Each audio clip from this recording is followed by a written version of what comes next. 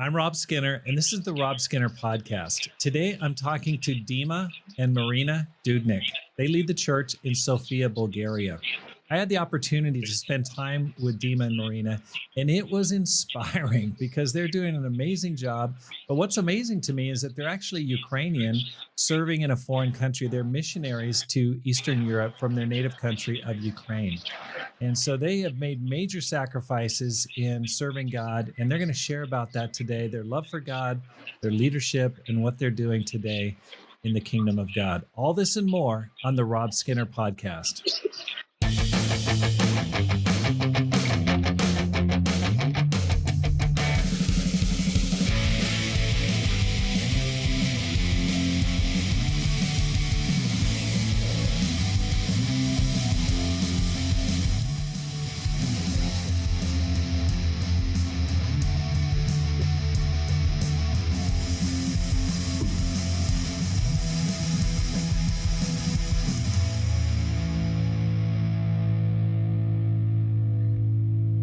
Welcome back to the Rob Skinner Podcast. My goal is to inspire you to live a no-regrets life, make this life count, and multiply disciples, leaders, and churches. Dima and Marina, welcome to the program. Hello. Hello. Nice being here with you. I know. Thank you for inviting us. Absolutely. It was just about a month ago that we were there in Sofia with you. We got a chance to meet you, and what a pleasure and a privilege it was to meet both of you guys. And I look forward to, I remember sitting down with you in a restaurant and I thought, I got to get these guys on the podcast because their story is so inspiring. So let me go ahead and start off with a few questions. How'd you two meet? That's a very interesting story. So we met when I was 12 years old and she was 14. And we were kids, basically. But we both studied at the music school in Kharkiv, Ukraine. And we both studied violin, surprisingly. I was a mediocre player. She was the best that there is, the best in the school. And when I first saw her, I just fell in love right away because she was such a mysterious girl and very talented. So when we were passing one of our exams, we were standing outside the door of the hall. I just thought I needed to approach her, and so I came to her and said, "Hey, how you doing? Are you nervous?" She said, "Yes, a little bit," which later she said that she actually wasn't really nervous because she knew she would get the best mark there is. But yeah, that's how we met. That's how we met. And that, as I said, I fell in love right away, and she did not fall in love with me. Because he was 12 'Cause I was and I'm 12. 14, Yes, she was 14. It would be weird. Yeah. So I tried to hit on her like once, and then she rejected me hard. Then in a year or so, I tried another time, and she rejected me again. And then in a year, I tried for the third time, and she rejected me again. And in a year, I tried for the fourth time, and she rejected me again. Guess what? So yeah, for about 5 years, I was like trying to date her, but she didn't like me until some point when I grew up. Yes. When I was 17 years old, and she was 19. Yeah, that's when she came to me actually, and she said, "Hey, I love you. I think I love you. I love you, yes." And I was like, okay, good to know. Okay, I got to just interrupt right there. First of all, I got to commend you, Dima, for your patience. I mean, that takes a lot of guts and patience. And then Marina, man, that took you a while to fall in love with him. Yeah, it did. Yeah. Well, we were joking around that I was like Jacob working for Rachel for 7 years. That's right.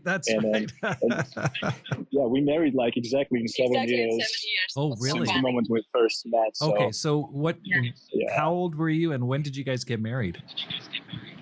When we got married, I was 19 years old, and she was 21. He was almost 20, almost actually. 20, 1 week yeah. before 20, but he really liked to say that he So he was 19. Yeah. Yes. Okay. So what year was that when you guys got married? 2011. Yeah. 2000. Thank you for remembering the date. Okay. So you guys are coming up on 14 years of marriage. Yes. How old are you guys now? 35. 33. Whoa. That's the year Jesus got crucified, 33. I know. Oops. I have bad feelings about it, but I'm fine. Be careful. Okay. But you guys aren't even in your prime yet. You guys are, I consider your prime when you turn 40. So you guys are just getting warmed up.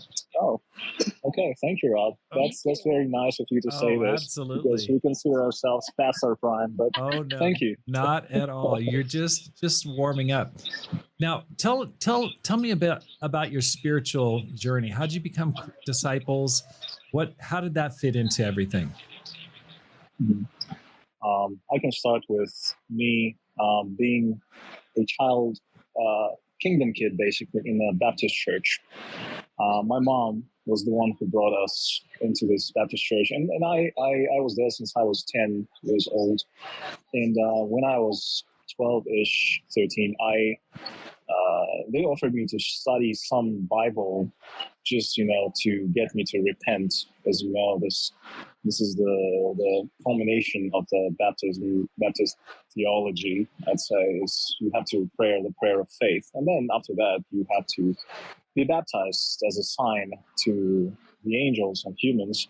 And so they studied the Bible with me and a group of people when I was 13 years old. And I was baptized when I was 13. But to be honest, I never actually understood what discipleship meant or anything, basically. I just felt that Jesus loved me. That's the first time I started feeling this thing. But then when I was growing up, I was studying the Bible myself more, and I was listening to other preachers. And what actually turned me around a little bit was the creationist guy, Kent Holland, who was talking about the creation of the earth in 7 days and young earth. I'm not saying this is the theory I'm holding on right now, but then this would turn me around to actually think, okay, there is God. It's not just a story. And I was about 15 years of age, and that's when I was becoming more and more serious about it. And then that's when that was the time when I started serving in the youth ministry in the Baptist church also, because I felt that I needed to do something for God, because God has done so much for me. And my wife can say a few words about herself. Yeah, till this point, right? Yeah. So my story was started when I was 6 years old, because I was growing up in a pretty atheistic atmosphere and family. No one were believer, and I'm sorry. somehow I didn't quite hear that. Your family grew up in a what? I grew up in the atheistic family. Oh, atheistic. Okay, great. Atheistic, yes. Sorry. And when I was 6 years old, my grandma, I don't know why, but she just said that there is God in the sky and he cares about us. So I really remember this. And she actually not a believer also. So I don't know how it was. It was definitely from God. Maybe she just wanted to support me because it was exactly the time when my mom and dad got divorced. So maybe it was her intention. It makes I remember remember when you told me that story when we sat down. It makes me wonder, like Balaam and his donkey in that story in the Old Testament, how God works through different people and even animals to say what he wants them to say. And not saying that your grandmother's a donkey, but I'm just saying that he has ways of communicating with us. Yes. And for you, even though she wasn't a believer, she spoke the words of God for you. Yes, absolutely. That's really cool. Absolutely. Yeah. So I remember this and I felt very comforted because of this thought, even though I didn't know what it meant actually.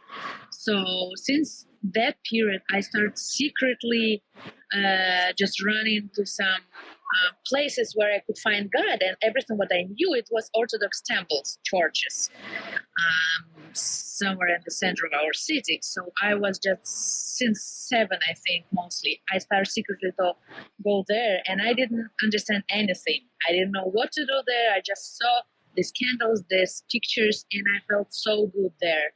Just because like I felt presence of God there, and it was so secure place for me. So I love this for some time. But then with like I was growing and I understood more and more that it's not enough for me. So I was searching some kind of community to talk about God, at least because I didn't have any Bible, anything. And I really wanted to know at least something. So I was trying to be friends with someone from my school who I knew their relatives are believers. So I would come to my best friend and say, "Hey, where your aunt will come?" And she said, like, "Why?" Like, just curious." She would say, like, in a week. I'm like, "Oh, cool." And I was showing up, like, "Hey, can I come over?" And when this aunt of her, she was there, and I was asking her, "Can you teach me to pray Lord's Prayer?" Like, I know the name now, but can you teach me how to pray? And she was teaching me. So I was really inspired by this. Yeah, and just I was searching some churches. I was trying to visit one of my friends' church in charismatic one, and it was super scared experience for me. So I didn't want to go there anymore. And then we're at the time when I'm in the musical school, and I have my very best friend Nadia Kola. She's now Kola. She was leading with her husband Istanbul church recently, and so she's my best friend, and we got to know Dima, me and Nadia, and I figured out that he's going to the Baptist church. So I was trying to and decided to let's check out this church, and I went there, and I figured out that I really don't like, unfortunately, that church either. So I saw some things which I didn't like. So yes, then you are not here yet. I mean, okay. So then I figure out that my friend Nadia, she is kind of she cannot hang out with me like every Wednesday and every Sunday. And I was like, why? Because we basically lived in this musical school. But every Wednesday night and every Sunday morning, she was like, I cannot go with you. And she never said why.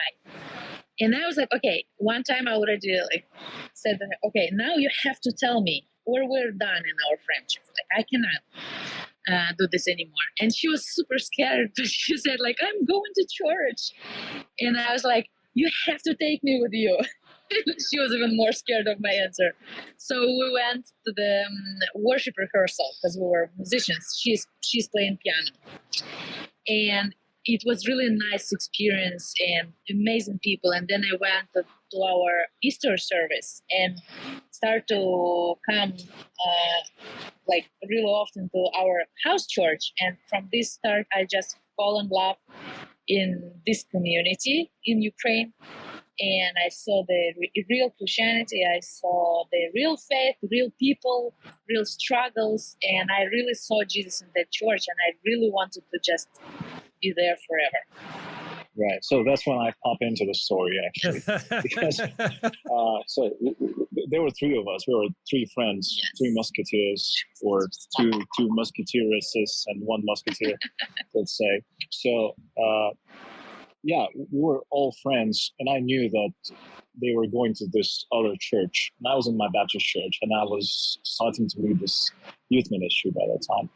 And I was trying to convince her to actually stop going to this cult, because I thought that, Harkin Church of Christ was a horrible, horrible place, and especially because my pastor in my Baptist church told me so. He said, these are terrible people. They just baptize people, and they don't even care what's inside of them and what's inside, what they believe. They just try to baptize as many as they can. Like, okay, this is a cult. So she started learning more about the Bible and about God from the Bible. And I thought I knew the Bible really well. So since we were friends, we were actually fighting each other hard on the phone. Every day. Yeah, we were sitting for hours, but we didn't have mobile phones at that time. They were like wired phones, so we were holding the line for our families for like 2-3 hours every evening with the Bibles in our hands, screaming at each other, trying to prove that I was trying to prove that she's wrong and their doctrine is false, and she was trying to respond and prove that my doctrine is wrong. So, anyways, she wanted to get baptized. When she was 17, she already wanted to be baptized. And I can say this part. Okay. So Sure. when I was going to our church from 14 years old till 17, and never studied Bible like for myself. I mean, like with someone to get baptized. It was weird times. No one actually suggested me for 3 years to do this, even though I was like present in everything in church. But when I turned 17, I asked Nadia, so maybe you can study Bible with me now, because she was baptized already. And she then suggested the wife and leaders of the church, and we started to study Bible. And I really was eager to get baptized, because like I am a disciple. I just need to do everything what I need to do. So then I told my mom, okay, I want to be baptized. And she knew already about our church. She went once or twice because she knew Nadia's parents who were best friends. So she was fine. She was she was fine that it's not a cult, it's not dangerous. But when she heard that I want to be baptized and want to be a Christian for all my life, she said, no, you cannot do this. Yeah, I'll not allow you to do this. But because she didn't want me to just leave my home and go to live with Nadia or whatever, she just make a deal with me that, okay, so till 18 years old, when you can legally do like your choice and do whatever you want, and I will respect it. Please study your Bible, but also you will study everything what I will give you. And then when you will turn 18, you can make your decision. And I was thinking, okay, I was waiting for 3 years. I can wait one more, so it's fine. And I was studying Bible, and I was studying from her, like everything what she could find, like all science, different religions even. I don't know why she was so against Christianity, so she was willing actually to give me different religions. And some philosophy, psychology, literature, like everything, ethics. So when I was 18 years old and 20 days, I don't remember what took me 20 days more, I was baptized, but much more smarter because of my amazing mom. Yeah, and then that's where I also jumped in, because the night before her baptism, I was really trying to convince her not to make this huge mistake. I said that, this is how Satan works. It mixes 95% of the truth and 5% of the lies. So your doctrine may seem all good, but I know that there's something wrong, really wrong with your doctrine. So you shouldn't be baptized. And luckily for me, my wife doesn't listen to me all the time. I did not. She didn't listen to me. So, I mean, yeah, wives, if your husbands say something that's against God's will, you may not listen to them. And so this is good. So she was baptized, but when she did that, I started. I mean, I was interested to actually check out myself what the church is, and so I started. I came for the first time for one midweek, and I didn't know what to expect, because I thought maybe they speak tongues, maybe whatever. So I sat in the back row and I asked Nadia, our friend who's a Kingdom kid, I asked, hey Nadia, so do you guys speak any like tongues, languages? And I really liked her answer. She said, I don't know. Let me ask my dad.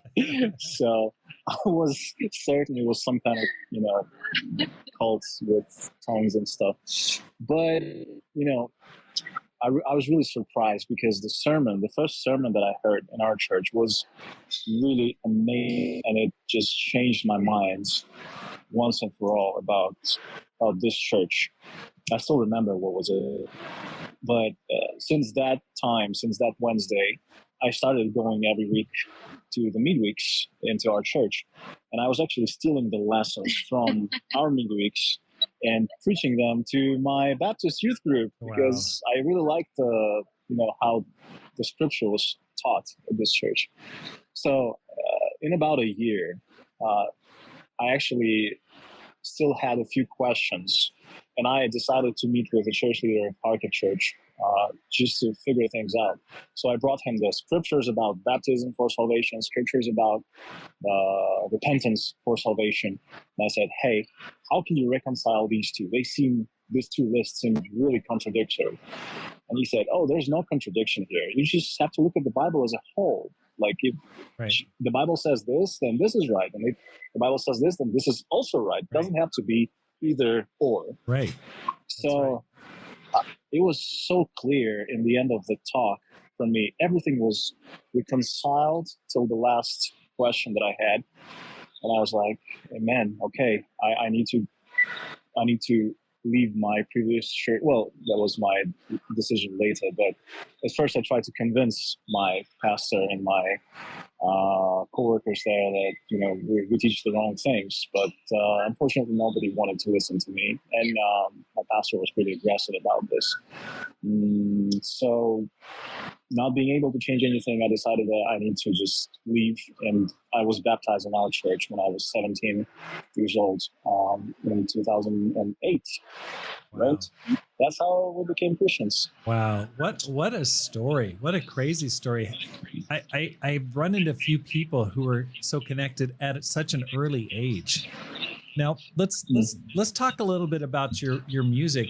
You guys were both going to school, and then in the evenings you'd go to music school. Is that right? It was like additional, right. And yes. You were on track to become a professional musician, isn't that right, Marina? Yes, and she became a professional musician. I became. Okay. So what was your plan? What were your dreams? Maybe you can just talk a little bit about, what you were planning on doing and what you've done since that time.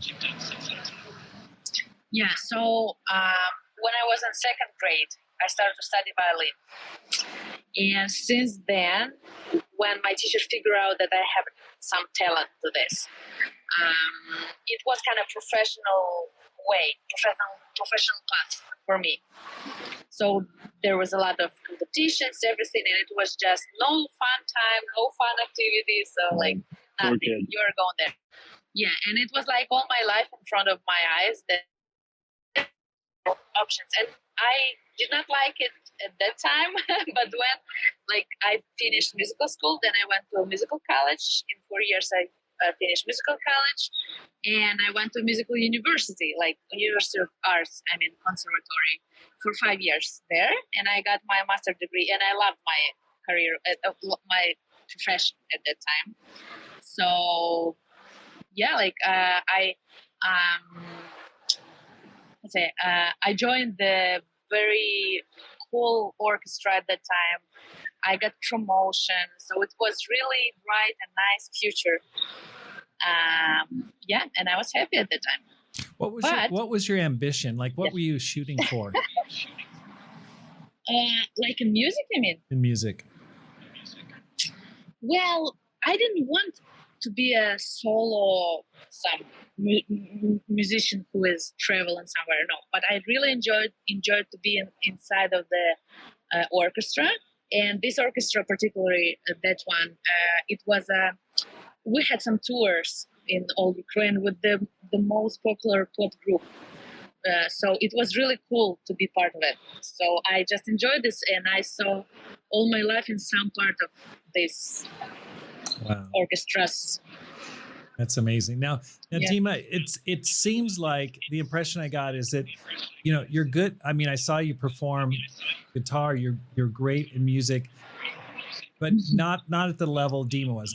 You weren't as dedicated as she was. Is that? I wasn't even close. Yes, I only graduated from the music school, which is the basic level of musical education, and that's it. Then I chose the path of the programmer. Oh, okay. So you went into programming and coding. Yes. I studied programming and computer science. I almost got my bachelor's degree, but that's another story, a very interesting one. Okay, so Marina went to musical college and then university. Those are two different schools. Yeah. And you just went to the primary school. You went to... I went to university. Oh, you did go. You went to university, but in coding, in computer science. In coding, yes, in computer science. But in music, I got the basic education. Yes, music school. Okay, so when you guys were going to college, you guys were married. No, we got married when we were second year of college, right? Yes. Of university. Yeah, she already graduated from college by that time, and we actually, it appeared. Third year.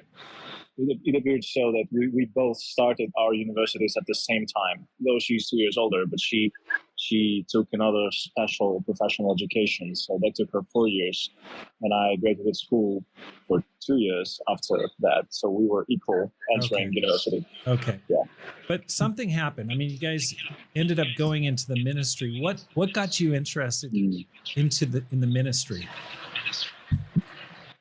Well, I mean, to be honest, that we were always a little bit in the ministry, but just, not paid. But that's where we found that this thing, we had common views of the importance of the ministry and serving God, and like that every Christian should be serving God with their talents, with their gifts.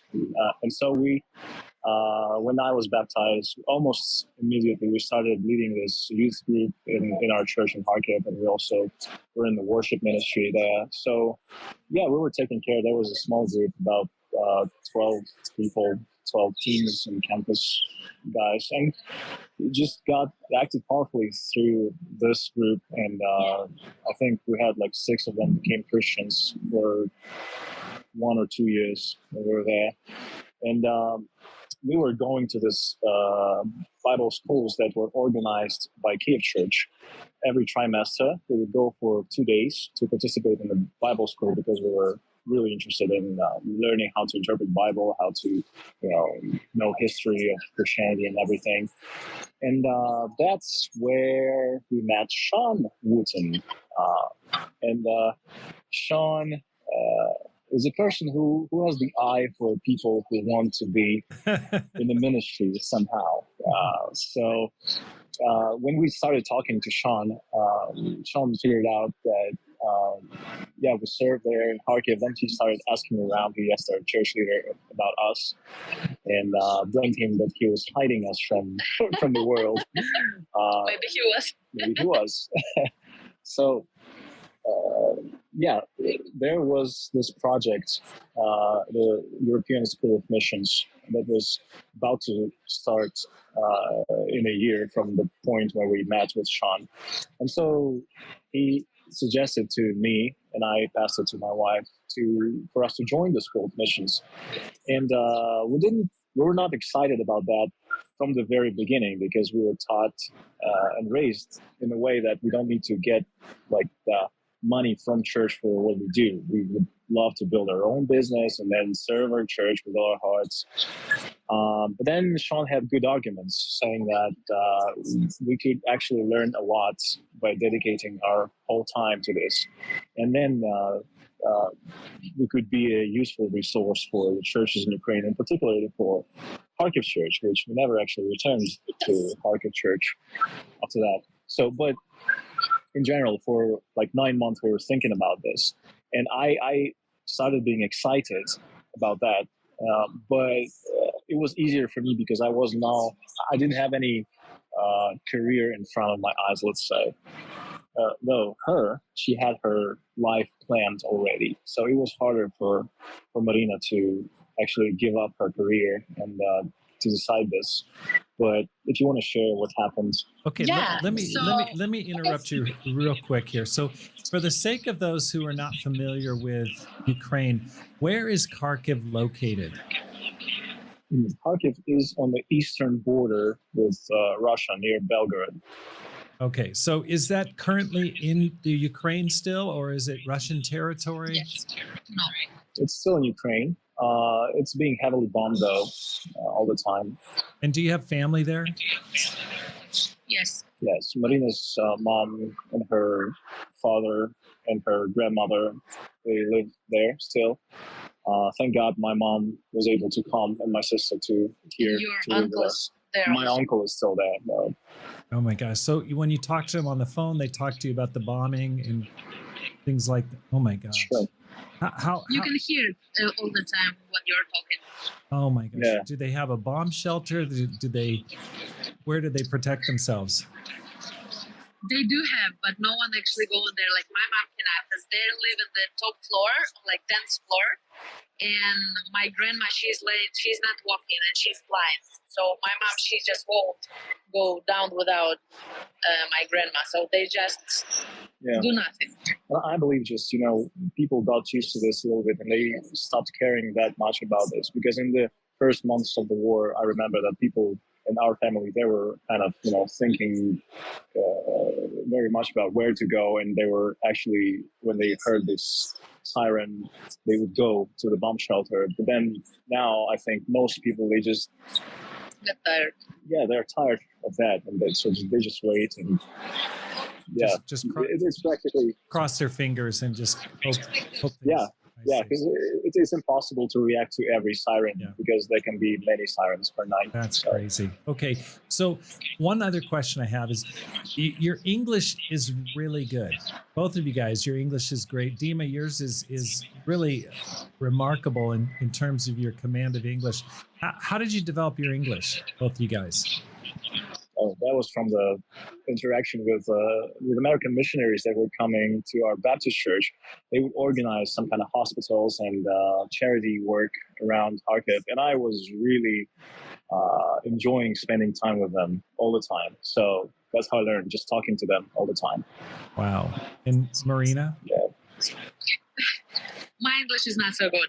So I was studying it like all my life through the since my kindergarten till I graduated from university. It really did not help. So I understood everything, but for talking and speaking, but I think that she grew a lot in her skills when we moved here, actually. And entered this English-speaking group mostly. Yes, so it did help. With the Revive group, like dealing with a lot of them. No, just before. Because we need some language to communicate, because we did study Bulgarian, but still we could not immediately start talk in this language. But also the church, they really fluently in English. So it was for us the way. Plus all our calls with the Eastern European church leaders and our discipling times and everything, it's in English. So she had to grow fast. Yes. Yeah. It's always I had no choice. It's always amazing to me. Okay, so sorry for the interruption, but let's go back. You had kind of crossroads that you were facing, like ministry, music career. Tell me about that. Yeah, so Dima was super excited about this opportunity, and he was trying to convince me. He was like, listen, it's so cool. It's actually our dream can come true, because we did have this dream, and we do have still, that we would just go and churches, like Gordon Ferguson. It was my picture in front of my eyes, just go in the churches, support them, do some ministry, and just go somewhere else. But I was excited about this. I always wanted to come back to some ministry, spiritual talk, something from my university and job. But what it meant for me is stop forever my career. Because if you're a professional musician, if you step out, you never ever can come back. So you can become again a teacher in music school or something like this, but it wasn't what I wanted to do.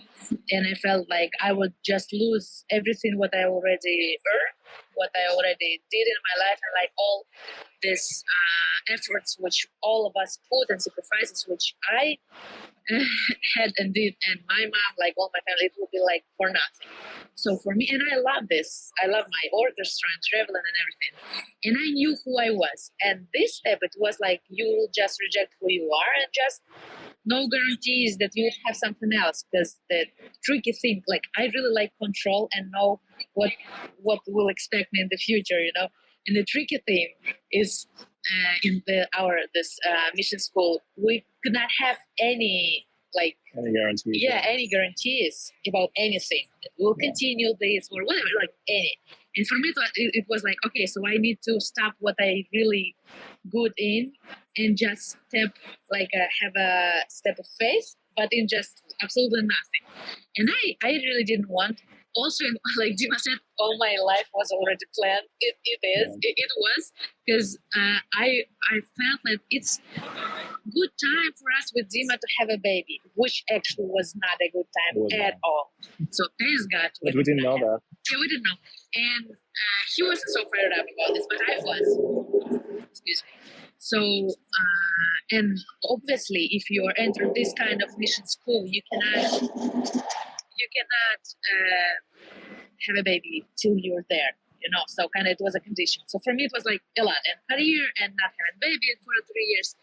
So I was really in the mess feelings, but we had some time, like a trip, like a discipline time with our disciples, leaders of the Catholic Church, in their sleepover there. So I was sharing all these feelings, and then we decided, okay, just go and pray, and we'll talk tomorrow. When I was in to God, I was counting all of this, my questions and concerns to Him, and like, okay, God, so I really trust. If you want me to go there, I will go. But you need to do something with all of this, what I just said to you. So it's up to you, God.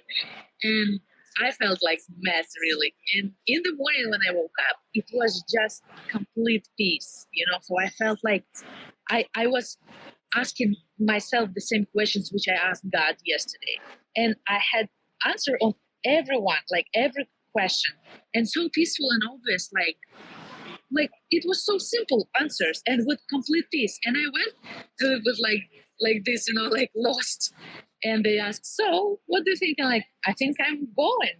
And like, what? And like, yeah, God just changed completely my heart, not just my mind. So there's no reason for me not to go. Wow. Okay. So it was a decision, like if you go and do this ministry training program, you're going to have to let go of your musical career. Okay. What year was that? When did you make that decision? 2013. Yeah. Okay. So 12 years ago. Okay. So knowing what you know now, would you make the same decision today? I would maybe a little bit made some changes in order to really start my career, but I would. Wow. Okay. That must have been so hard. Tell me a little bit about that. I mean, it must have been, you poured your whole life into music. You're 23. You're coming into your own, and you give that up to serve God. I mean, how did you reconcile that? How did you work through that? Well, in the beginning, I didn't have to work with this at all. Because when we just went to mission school, start to live this way, I felt like I'm in a fairy tale. I'm just in heaven. Because it was exactly what I didn't know, that I was dreaming about something like this. Yeah. So it's like all your time, you're doing something for God. And like first time, it was so inspiring. So like a lot of inspiration from outside, from inside. And you see these changes. And I was like, oh my gosh, it's just the perfect life ever. And just ever, and also you have money for this. I would do this for free, and I did it for free. But I mean, like, it was just amazing. But then we know that there's time when it's so cool, and there is some challenging time. And when like these challenges appeared, I was feeling like a little bit discouraged, so something like this. And when I heard, so people around me, they were trying to kind of fire up me because they know that I'm a musician. They were suggesting me, hey, let's go and listen some orchestra, some symphony or something. And it was kind of a good idea, but every time I felt like some pain inside, And once, but I couldn't understand completely why I feel this way, because I was so happy to give this up, So once Lena Wooten, she told me, hey, you know that this orchestra of yours, where you start to work, they actually come into Kyiv, and they will have this performance. Do you want to go? Maybe you will see your friends from there. And I already knew that it's a bad idea, but because I didn't have any kind of good arguments why, I like, okay, let's go. And after that, I figured out that never ever I will go to listen to some orchestra or some violin players, because it's then I figure out that it's actually something where there's no closure. I like I said, I would do the same choice. So every time I'm not regret what I did, absolutely not. But at the same time, I felt that I lost my part of me, and I had some hard times to even to find myself, like, who am I now? Yeah. Oh, that's... Because when we were studying mission school, it was like pretty much understandable who you are. But when we graduated and went on the ministry by ourselves, then like you're serving in between two people who are professionals in something. And I know that I used to be professional in something, but is there a profession like a missionary or a leader of the church? So it was kind of hard work. Wow. What it inspires me. It must have been, you must have had some feelings, Dima. Just that's a strong call to call your wife to make that kind of sacrifice. I mean, that must have been, challenging for you as well. Well, I couldn't fully understand her though, to be honest. But I felt like that's the life for God, and I was very idealistic at that point. So I thought that nothing is worth just rejecting this life for God. Yeah. So yeah, but I mean, now when I think back about this, and I understand that this could have been something more, maybe, and this could have been, I can say that, when you look in retrospect to your life, I think all people do that. We think, oh, we could change this and this and this and this and that. But in the end of the day, what we have is what we have right now. We cannot change our past. So I prefer not to think about it. Yeah, well, I think it's inspiring. It's like the woman who poured the perfume, the nard, on Jesus's feet, and Jesus said, they criticized her, and they said, why is she doing that? She could have that's like a year's wages. We could have given that to the poor. And Jesus said, why are you criticizing her? She's done a beautiful thing for me, and what she's done will be remembered. And it's like you've given a great gift to Jesus, and that's really very inspiring. I'm sure that while some people may go, why'd you do that? I'm sure Jesus is saying, she's done a beautiful thing for me. And what a great gift you've given him. You really gave something that's very precious to you and gave it to him. So that story really inspires me, really touches me. So thank you for sharing that. Okay, so you guys were in Kharkiv, pardon the pronunciation. Then you're in Kiev training. And then tell me where you've been since that time. How'd you end up in Sofia? So after 3 years of studying at the School of Missions in Kiev, there was the 4th year, which was the actual field, let's say. So they sent us to lead this church in Vinica, which is on the border with Moldova, actually. This is the southwestern region of Ukraine. And the church was pretty small, 25 people. And we started leading this church. And during that time, we also graduated from the School of Missions. And we continued leading this church because, we like small churches since the very start. Right. I mean, because they have the feel of family, actually. Yeah. Like, everybody, you can participate deeply in people's lives. And God bless us there also. There were new people coming there. There were people were growing. And I think this was one of the best times that we had. And in Vinica, Max, our first son, was born, who's now 7.5 years old. Okay, so you have 2 kids? Yes. We have 2 kids. How old and what are their names? The older son is Max, and he's 7.5 years old. And the little boy is Daniel, is 1.5 years of age. Yes. Okay, great. Sorry. Keep going. That's cool. Yes. And then in about 3 years, when we were in Vinica, we received the call from, guess who? Shawn Wooten.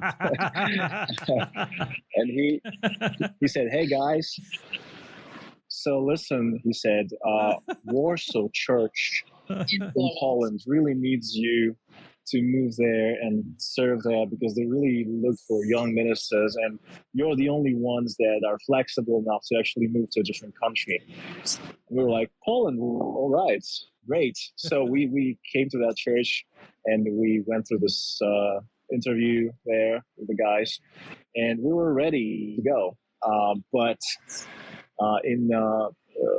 there was a couple that was sent there to Warsaw to prepare the church for our arrival. And they ended up really liking the church there, and they clicked right away, and they just decided to stay there in Poland. And we thought, all right, then what do we do? Is that Vanya and Masha? Yes, Okay. Vanya and Masha. Okay, got it.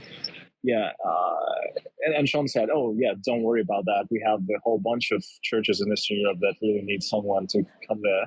So we stayed for a year in Kiev, working in the YoPro group there, and preparing to go somewhere. And finally, we were suggested to go to Sofia, Bulgaria, and we came for the interview there with the guys, and we fell in love with the church right away.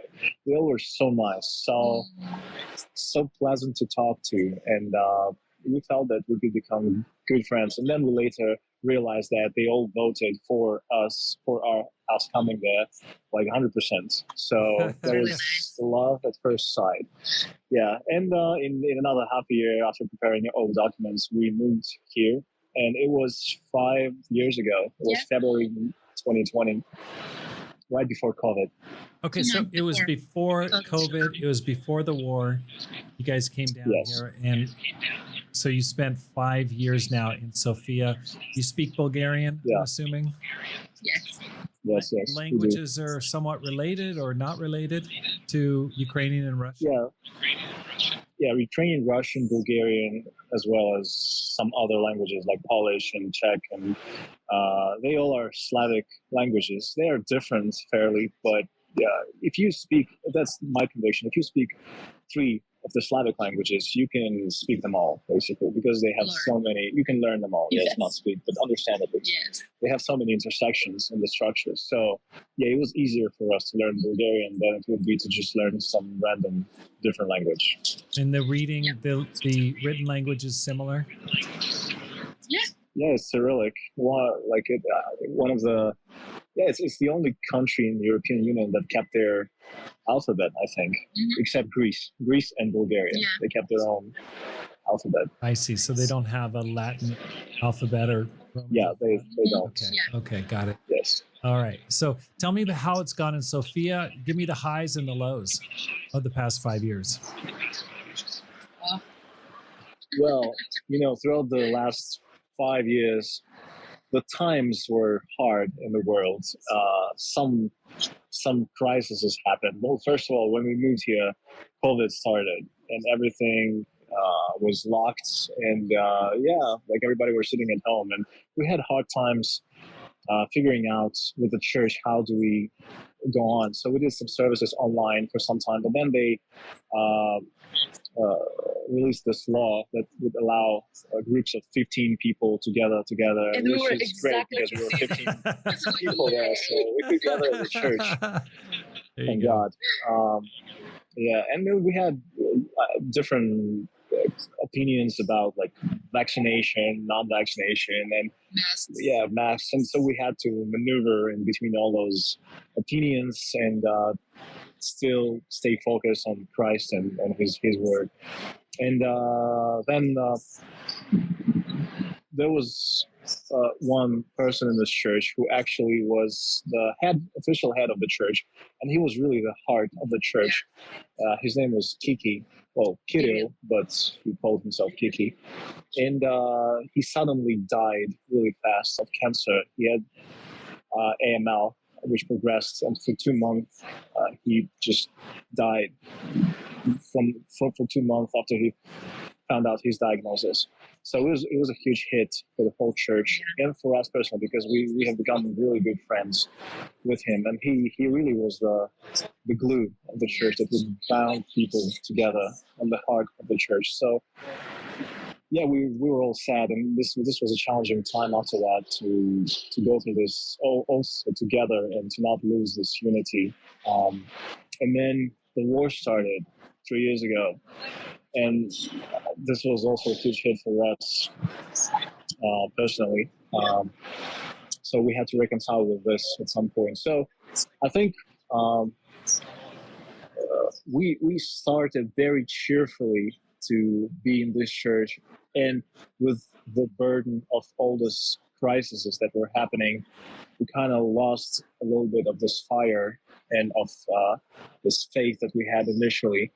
And that is why we actually invited this Revive team to come to Sofia, because we understood that we really needed some support from a group of fired up people that would come and just revive this church.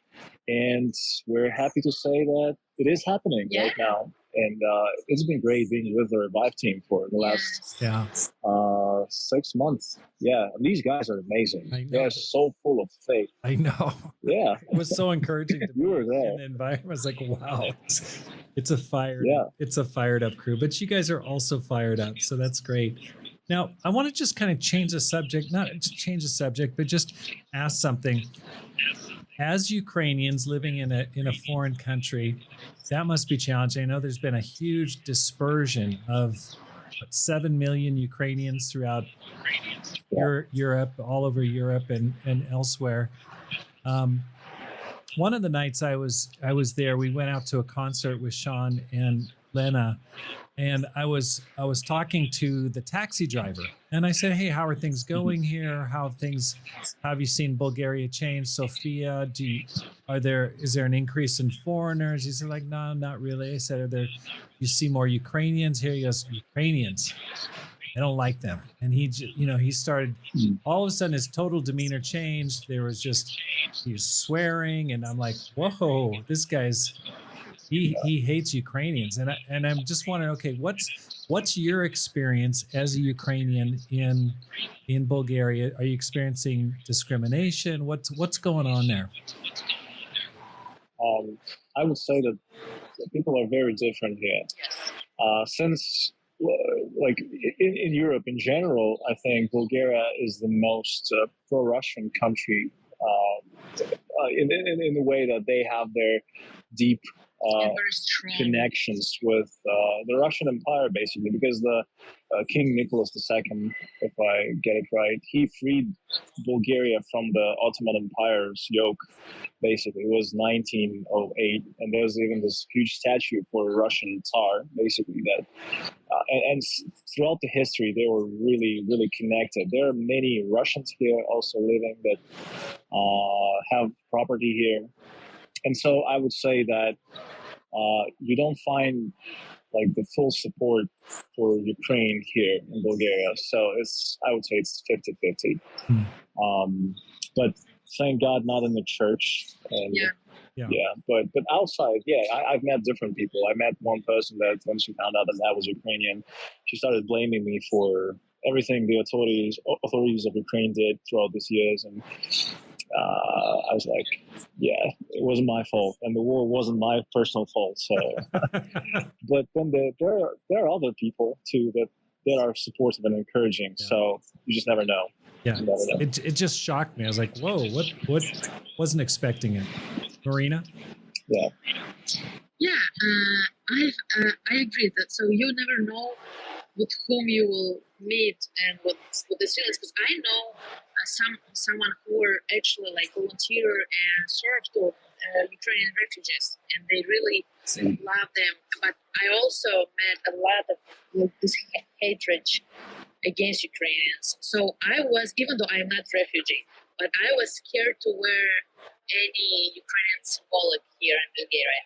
At the time when all Europe and all Americans, they were sending me some pictures, like they went to some meeting or whatever, or they have all some, this T-shirts, some symbolic support. I was really scared because I not all the time with Dima, and people can be really aggressive. So I was like, unfortunately, so it was hard, and and it is. Yeah, that was a funny story once in the center of the city when we were going with one girl who was a refugee. We were just showing her around, like the sightseeing tour, and then she had this Ukrainian flag on her phone, so she was taking pictures, and one old lady approached her and said, "Are you from Ukraine?" She's like, "Yes, I am." "Oh, well, we will conquer you," she said, and just left. Like, She was Russian. you? Oh Will my- you conquer Oh my gosh. us personally? Oh my Yeah, gosh. I mean, yeah. It's crazy. Okay. So what are your plans for the future? Do you want to return to the Ukraine? Like what you're in a way, I mean, you're a foreign missionary outside your native country. What are your plans? I think since the beginning of our ministry, we made one decision, and we're united in this decision together that we go wherever God guides us. Basically, we don't have any plans like where we will go. I think whatever God decides for us, we will go there. If we see that God is opening some door, we will go there. But we don't have any strict plans of we want to come desires. or we want to stay. Okay. Yeah, for now we're planning to stay here in Bulgaria because we're really hopeful to see how Bulgarian church will thrive and Can you- reach out many people, and we can- hope to be a part of it. Can you see yourself staying in Bulgaria long term? 10 years or Yes. longer? Sure, yes. Okay. Okay, great. Yeah. So what about your family back in Kharkiv? Do you want to help them emigrate, or what's your plan with your family? Well, they don't want. Well, I was asking my mom from the beginning of the war, can she come to us? But she cannot. She doesn't want. It's her home, and also she has responsibilities there. She has her husband who cannot leave Ukraine, and she has grandma. So I don't know what will happen in years. Maybe she will. I don't know, but for now, they're there. Got it. Okay. Yeah. And my family my mom and my sister are here as refugees. So at the moment, they're safe. My uncle, though, is still there, but he cannot leave Ukraine right now. So, Got it. yeah. Well, to finish out the interview, what advice would you give to a person who wants to make this life count? What would you tell them? You guys have made some big sacrifices for the kingdom. You're serving God and helping the church in first Ukraine and now Bulgaria. What advice would you give to that person? Yeah. Well, I would say that my advice would be to not be afraid to take steps of faith.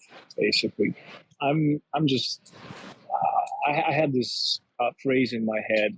I received it today, basically from God, maybe that Hopefully. the phrase is if you do mediocre deeds, then you live a mediocre life. So I would want to encourage people to not be afraid to take steps of faith for God and be radical. That's my advice. And at the same time, my advice would be if you want to really live this life, you need to be sure that it's your calling. Like I was sure, and Dima. Because if you are sure that it's your calling, like that God really wants you to go and you fired up about this, you really want to live this life, and it's your dream, like all your life, then you can go through these challenges, which for sure will come. Because you know that this is your place to be. Right. But if you are not sure, you better be sure. Yes, you better be sure. That's right. That's right. You have to make your own sacrifices. You have to consciously decide what you want to give up and serve God. It's really inspiring. Your lives are very encouraging. Thank you for your kindness to me when I was in Bulgaria with Pam. We had such a wonderful time with you guys. And you guys are just, again, you guys are, you're not even in your prime. You just started. You got another 5 years or so. So you have plenty of time to get ready for the best part of your life coming up.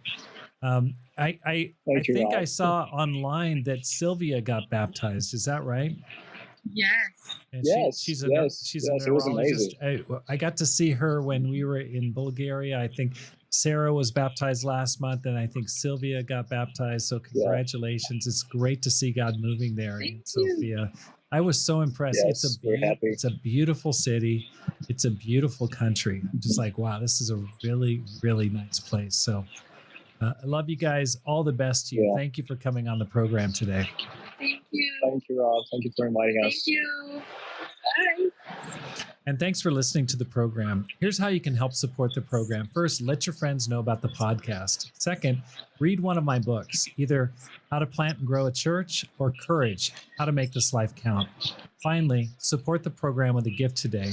The link is in the show notes because my goal is to inspire you to make this life count, live a no regrets life, and multiply disciples, leaders, and churches. Have a great day and make this life count.